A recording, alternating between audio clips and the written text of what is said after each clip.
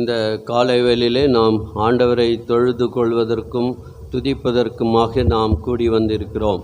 ఉదయ కాలము మనం ప్రభువును స్తుతించుటకును ఆరాధించుటకును చేరి వచ్చినాం. அருமையான பாடல்களை பாடினோம்.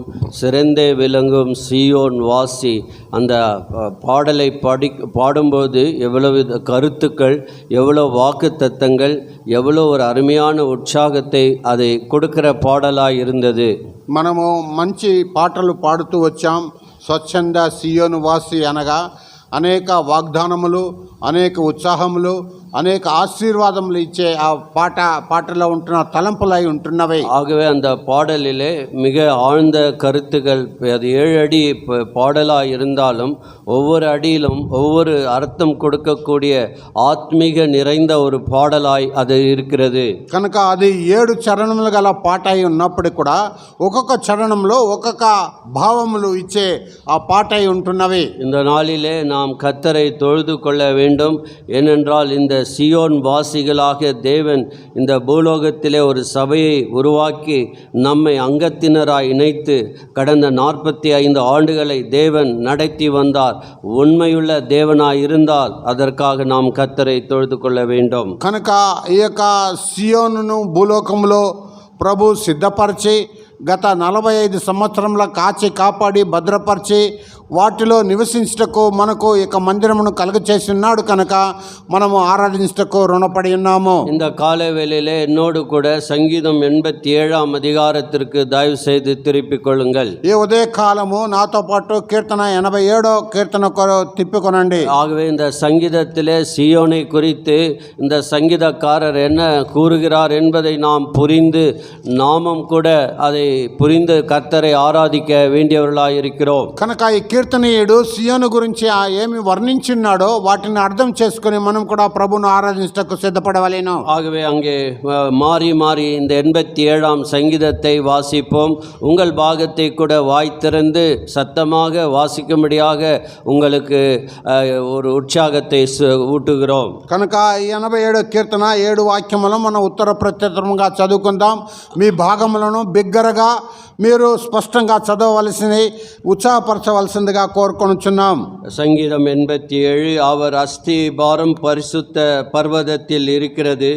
கர்த்தர் யாக்கோபு నివాసములన్నిటికంటే సియోను గుమ్మములు యెహోవాకు ప్రియమైనవి. தேவனுடைய நகரமே, உன்னை குறித்து மகிமையான விசேஷங்கள் வசனிக்கப்படும். రాహాబును ఐగుప్తు బబులోను నాకు పరిచయులని నేను తెలియచెప్పుచున్నాను. ఫిలిష్తీ తూరు కోసుల చూడుము, వీరు అచ్చట జన్మించరని ఎందరో என்றும் சியோனை குறித்து இன்னான் அதிலே பிறந்தான் என்று சொல்லப்படும் உன்னதமானவர் தாமே அதை ஸ்திரப்படுத்துவார். యెహోవా జనముల సంఖ్య వ్రాయించినప్పుడు ఈ జనము అక్కడ జన్మించదని సెలవిచ్చును. చాలా 7వ వచనం ఇనైందు వాసికపోం. 7వ వాక్యం కలిసి చదువుకుందాం. ఎంగల్ ఊற்றுగల్ పాటలు పాడుచు వాద్యములు వాయించు మా ఓటలన్నీ నీ యందే ఉన్నవని వారందరూ.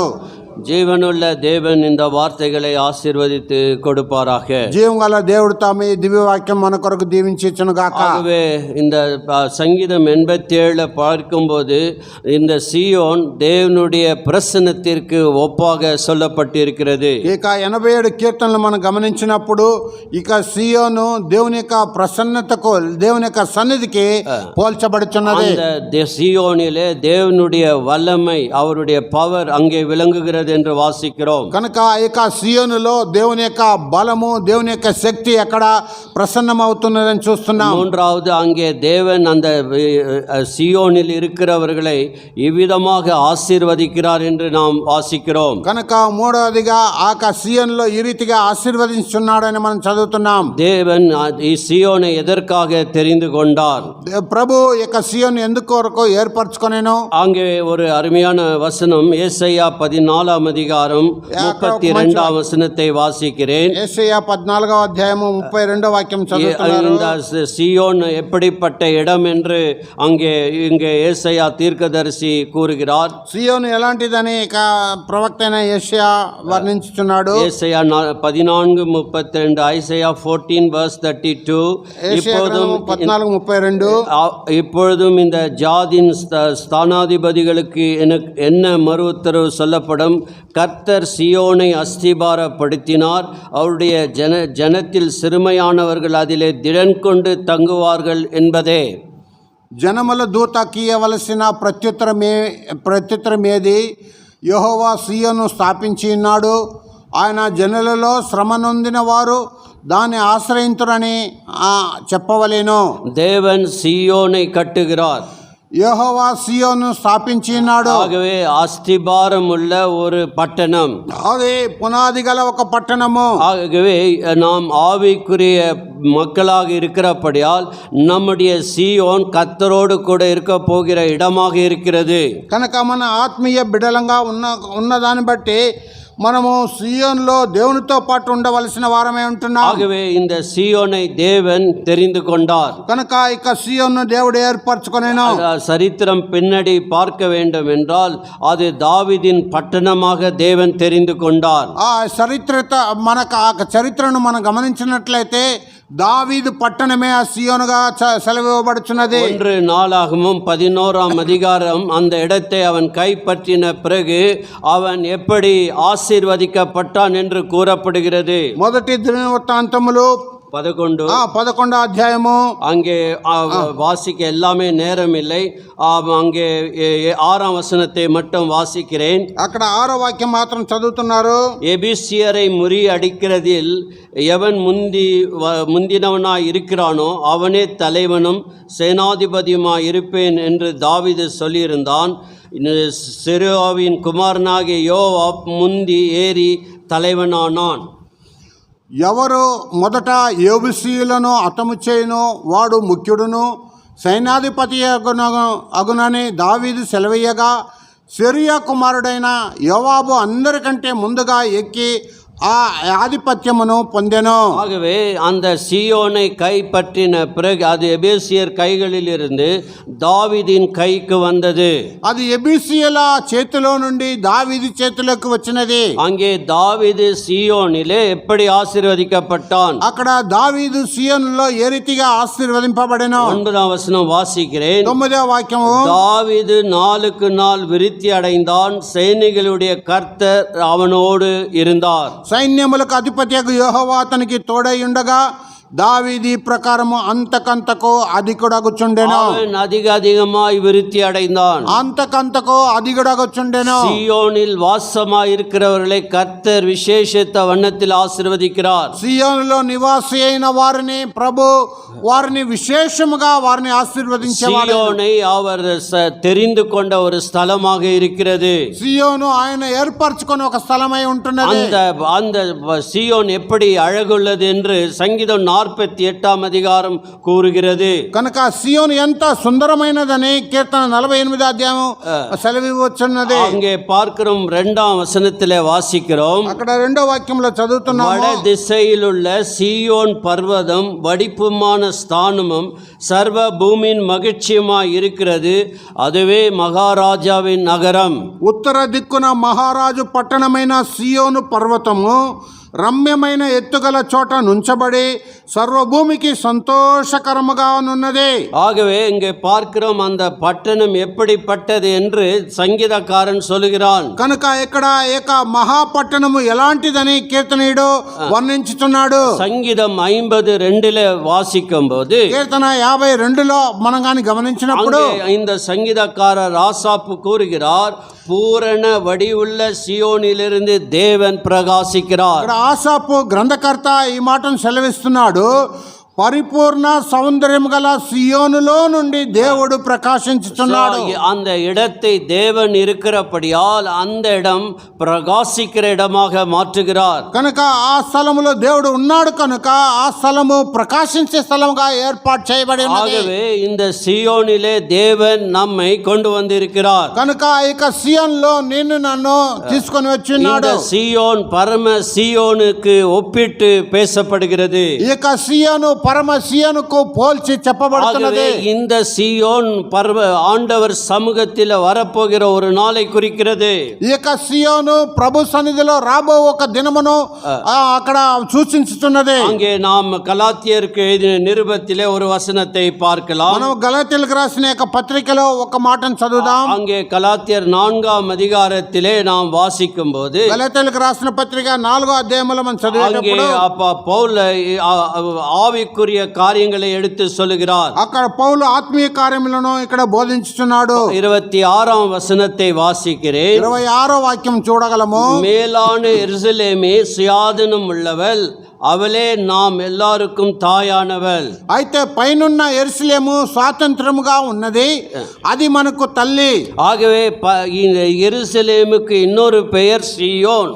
యెరూషలేముకు మరొక పేరు సియోను. ஆகவே இங்கே பார்க்கிறோம், அங்கே அந்த நாம் மேலான எருசலேமில் சுயாதீனம் உள்ளவள், அவளே நம் எல்லாருக்கும் தாயானவள். நாம் எதற்கு சொந்தக்காரர்களாய் இருக்கிறோம் என்று கூறுகிறார். కనుక అయితే పైనున్న యెరూషలేము స్వాతంత్రము ఉన్నది, అది మనకు తల్లి. మనము దేనికి స్వాస్థ్యమై ఉంటున్నాము. எபிரேயர் 12ஆம் அதிகாரத்திலே வாசிக்கிறோம். ఏబ్రిల్కి రాసిన పత్రిక 12వ అధ్యాయంలో வாசிக்கும் போது அங்கே பார்க்கிறோம், இந்த பரம சியோனை குறித்து வாசிக்கிறோம். ఇక పరమ సియోను గురించి మనం చదువుతున్నాం. ఇక్కడ நாம் எல்லாரும் எங்கே சேர்ந்து இருக்கிறோம்? మనం అందరం ఎక్కడ చేర్చబడి ఉన్నాము? பாருங்கள், 22ஆம் வசனம். 22వ వాక్యము. நீங்களோ சியோன் மலைநிலத்திற்கும் ஜீவனுள்ள தேவனுடைய நகரமாகிய பரம எருசலேமினிடத்திற்கும் 1000-10,000 தேவ தூதர்களிடத்திற்கும். ఇప్పుడైతే సియోనును కొండకును జీవం గల దేవుని పట్టణమునకును అనగా పరలోకపు యెరూషలేముకును వెవ్వేల కొలది దేవదూతల యొద్దకును.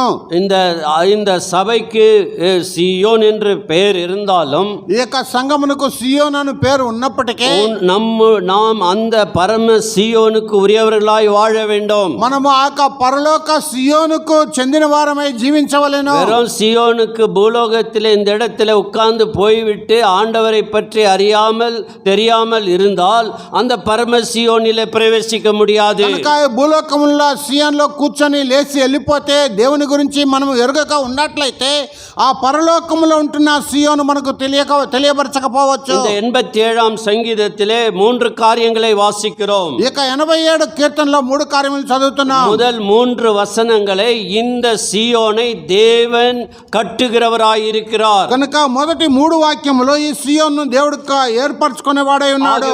அங்கே பார்க்கிறோம், அவர் அஸ்திபாரமாய் இருக்கிறார். కనుక ఆ పట్టణముకు పునాది ఉన్నాడు. ஆகவே இந்த அஸ்திபாரம் இயேசு கிறிஸ்து, அந்த அஸ்திபாரத்தின் மேலே என் வாழ்க்கை கட்டப்பட்டால் அந்த பரம சியோனிலே காணப்படுவோம். కనుక ప్రభువైన యేసు క్రీస్తు పునాది రాతి మీద నీ జీవితం నా జీవితం కట్టబడినట్లయితే ఆ యొక్క సియోనులో మనము జీవించగలము. ஆகவே ஒரு பில்டிங்க்கு அஸ்திபாரம் மிக அவசியம். ఒక కట్టడమునకు புனாதி చాలా அவசரமோ. உனக்கு யார் அஸ்திபாரமா இருக்கிறார் என்பதை நீ புரிந்திருந்தால் இந்த காலை வேளையிலே, ஆண்டவரே நீர் என் அஸ்திபாரம், you are my foundation.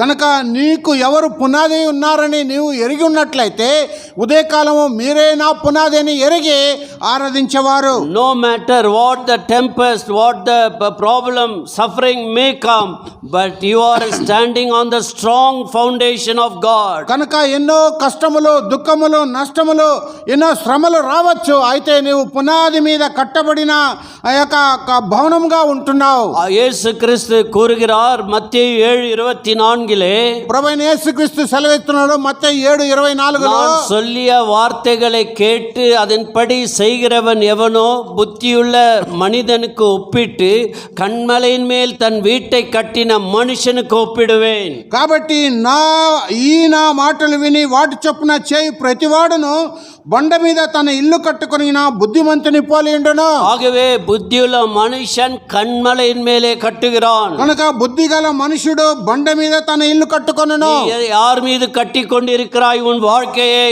నువ్వు ఎవరి మీద నీ యొక్క జీవితమును కట్టుకొని ఉన్నావు? ஆகவே இயேசு கிறிஸ்து தான் நம்முடைய அஸ்திபாரமாக இருக்கிறார். కనుక ప్రభువైన యేసుక్రీస్తే మన యొక్క పునాది అయి ఉన్నాడు. 1 కొరింథీయర్ 3:11 சொல்லுகிறது, మొదటి కొరింథీయులకు రాసిన పత్రిక 3:11 సెలవిస్తున్నది. போடப்பட்ட அஸ்திபாரம் இல்லாமல் வாசிக்கலாம்.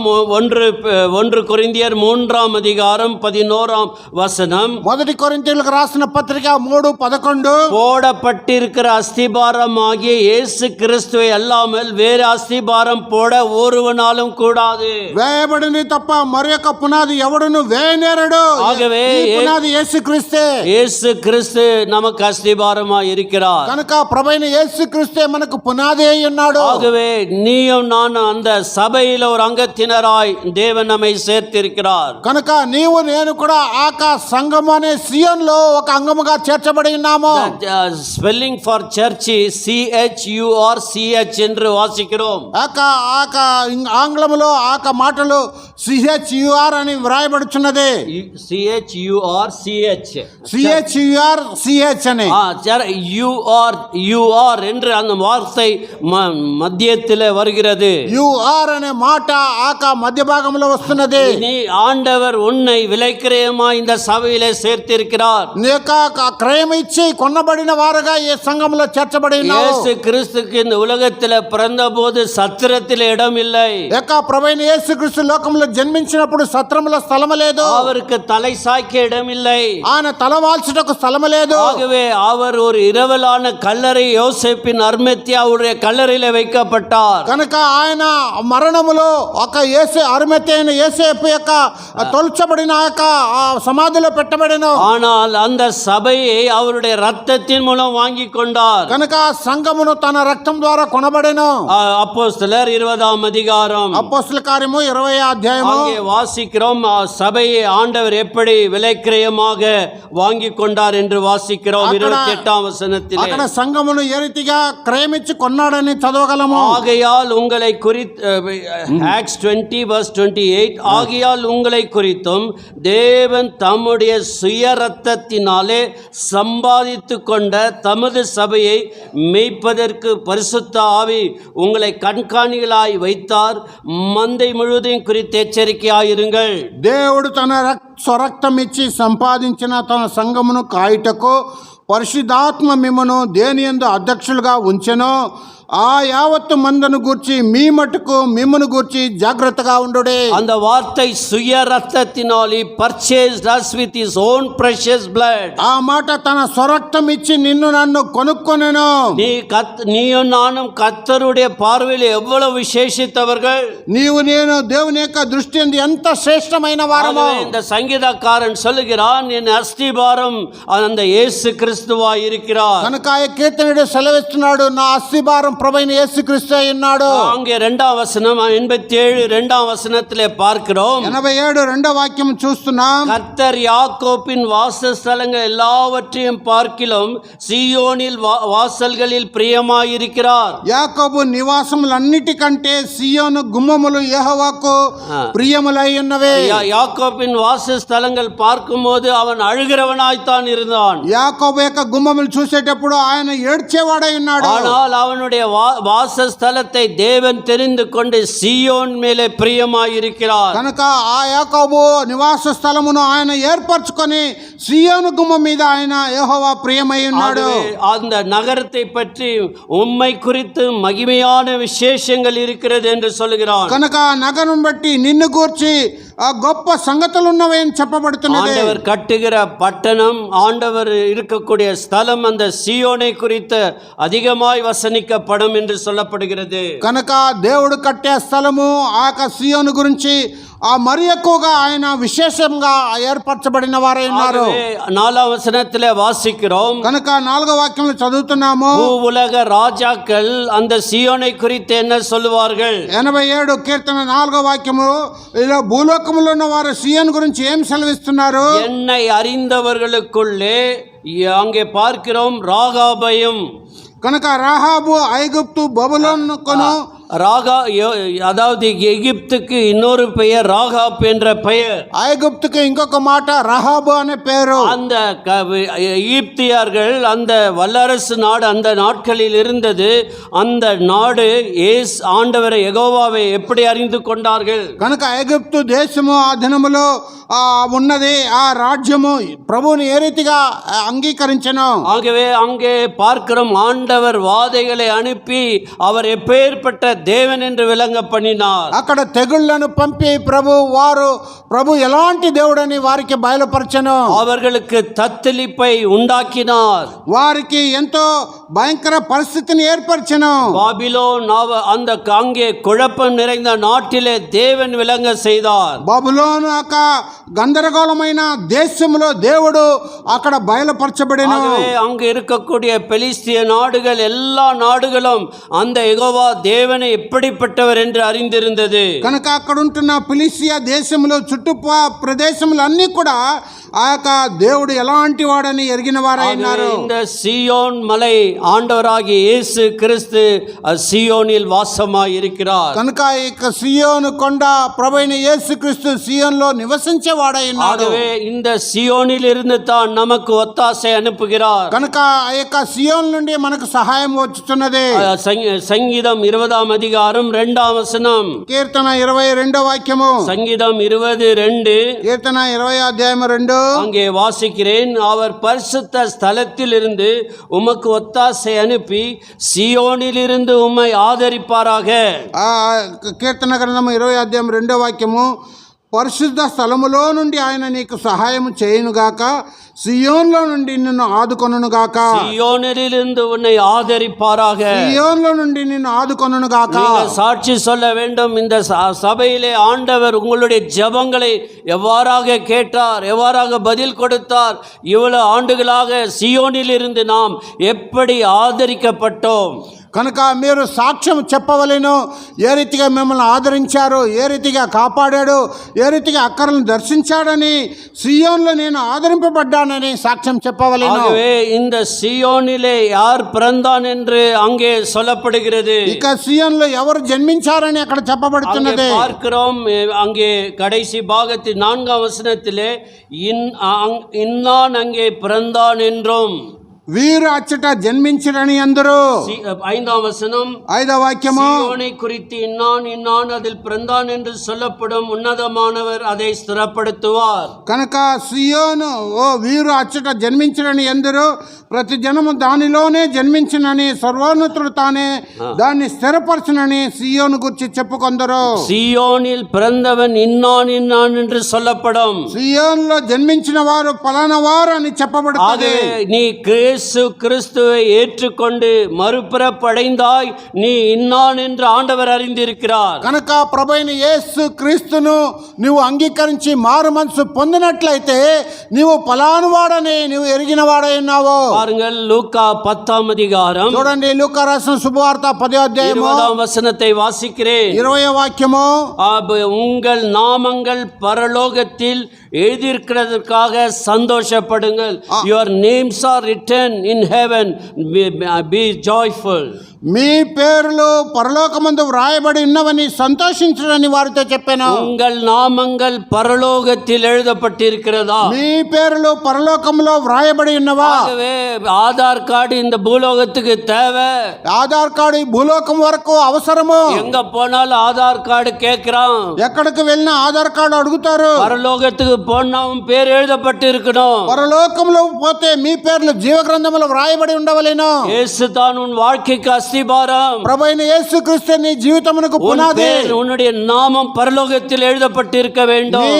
నీ పేరు పరలోకంలో వ్రాయబడి ఉండవలెను. இந்த உலகத்தில் இருந்தாலும் நாம் பரலோகத்துக்குரியவர்களாய் இருக்கிறோம். భూమి మీద ఈ లోకములో ఉన్నా కూడా మనం పరలోకమునకు చెందిన వారమై ఉండవలెను. பிலிப்பியர் 3ஆம் அதிகாரம் ఫిలిప్పీయులకు రాసిన పత్రిక 3వ అధ్యాయము. அங்கே வாசிக்கிறோம், நம்முடைய குடியிருப்பை பற்றி பவுல் சொல்லுகிறார். కనుక మన యొక్క పౌరస్థితిని బట్టి పౌలు గారు సెలవిస్తున్నాడు. Philippians chapter 3 verse 20. ఫిలిప్పీయులకు రాసిన పత్రిక 3:20. நம்முடைய குடியிருப்போ பரலோகத்தில் இருக்கிறது, அங்கே இருந்து கர்த்தராகிய இயேசு கிறிஸ்து என்னும் இரட்சகர் வர எதிர்பார்த்து கொண்டிருக்கிறோம். మన పౌరస్థితి పరలోకమందు ఉన్నది. అక్కడ నుండి ప్రభు అయిన యేసు క్రీస్తు అను రక్షకుని నిమిత్తము కనిపెట్టుకొని ఉన్నాము. Your citizenship is in heaven. మన పౌరస్థితి పరలోకములో ఉన్నది.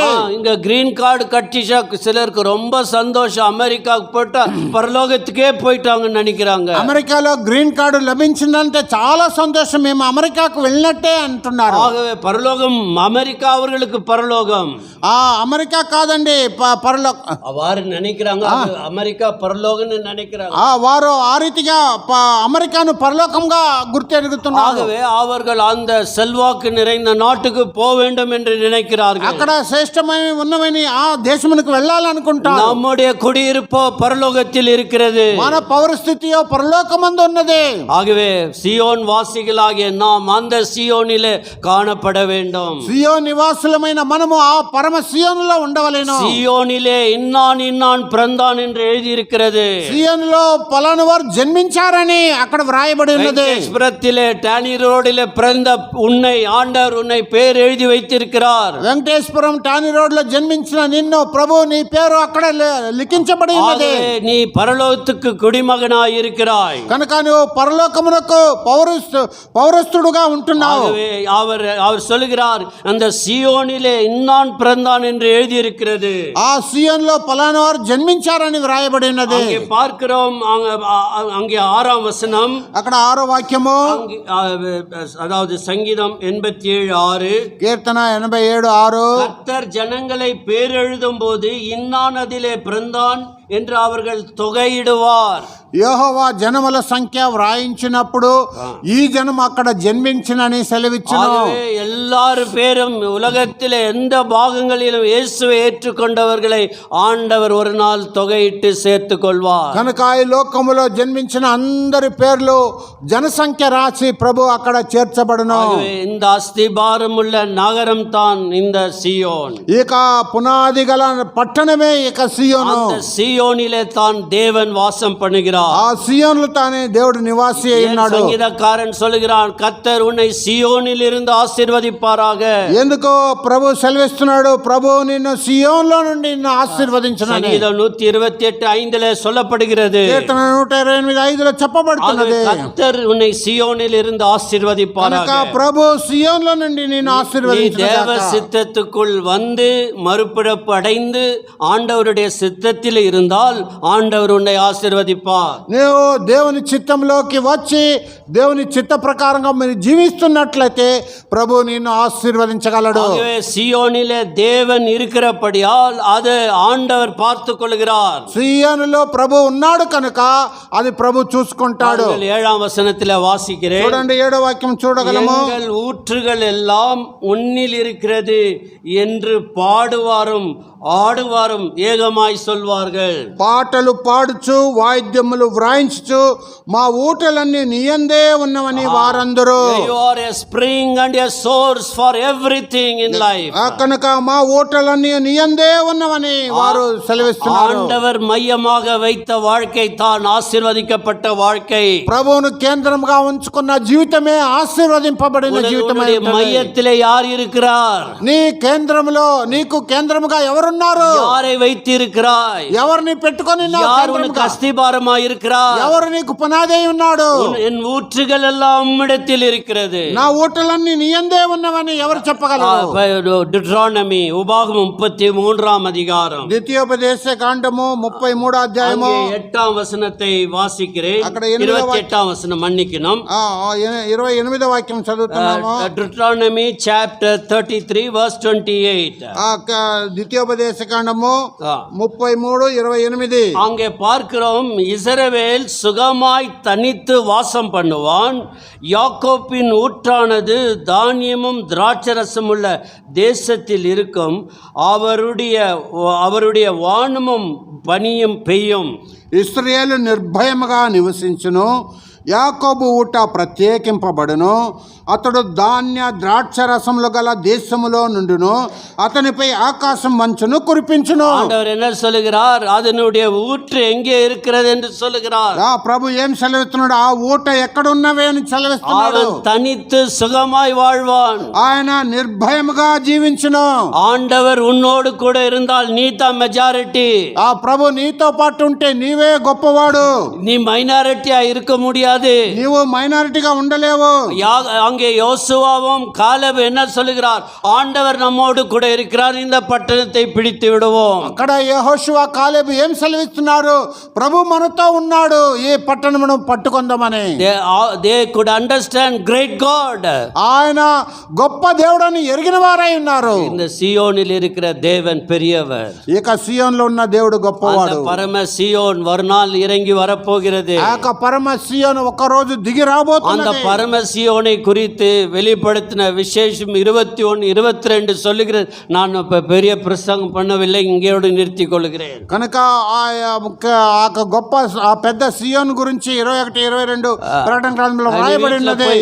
వాసిத்து పారుங்கள். కనుక మీరు ఇంటికి వెళ్ళి చదివి చూడండి. 21-22 அந்த பரம சியோனை குறித்து என்ன சொல்லப்படுகிறது? ప్రకటన 21-22 ఆ పరమ సియోన్ గురించి ఏమి వివరించబడినది? కన్నీరు இல்லை, అక్కడ కన్నీరు లేదు, వ్యాధి இல்லை, వ్యాధి లేదు, அங்கே சுகமாய் தங்கி இருப்பாய். అక్కడ క్షేమంగా ఉంటారు. தேவன் ஊற்றண்டைக்கு நம்மை கொண்டு போவார். దేవుని ఊట చెంతకు మనల్ని తీసుకుని వెళ్తాడు. தேவனே அவர்களுக்கு வெளிச்சமா இருப்பார். ప్రభువే వారికి వెలుగై ఉంటాడు. சூரியன் இருக்காது, అక్కడ సూర్యుడు లేడు. நம்ம படுற கஷ்டம் எல்லாம் ஒரு நாள்ல போய்விடும். మనం పొందే ఆ శ్రమలన్నీ కూడా వెళ్ళిపోను. அந்த பரம சியோனிலே உன் பெயர் எழுதப்பட்டு இருக்கிறதா? ఆ పరమ సియోనులో నీ పేరు రాయబడి ఉన్నదా? ஆகவே ஆண்டவர் சொல்லுகிறார், உங்க நாமங்கள் பரலோகத்தில் எழுதப்பட்டதுக்காக நீங்க சந்தோஷப்படுங்க.